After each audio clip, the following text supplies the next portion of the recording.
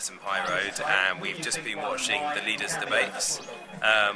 Just slightly winding down after an evening on the doorstep with nigh on 50, 60 people.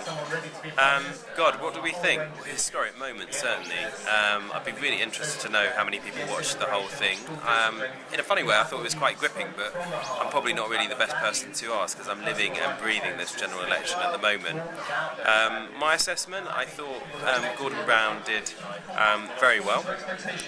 In fact, better than I thought he would do. Not necessarily because I think in that context, out of the House of Commons, he's a bad, the bad communicator that I think many people say he is.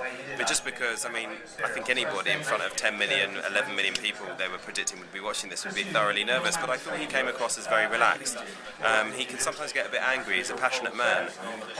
But he actually was quite relaxed and was clearly, far more so than the other two leaders, I think, very much on top of the detail. I think Nick Clegg did quite well, but then it's quite easy, I think, in some respects, to do well in his position and to be able to simply say the two old party. I found this old party thing quite bemusing, given that the Liberal Party is much, much older than the Labour Party, but we'll let that one pass. I thought one of the big surprises was David Cameron. I thought he would perform a lot better than he did. I think he didn't appear to be terribly on top of the detail.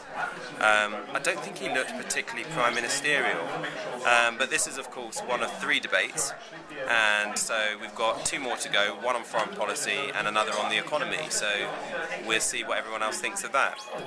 But I thought that was quite enjoyable. I think for a voter, making your mind up as where you're going to put your cross at the general election in this constituency, I certainly think you've got more information to inform how you decide to vote.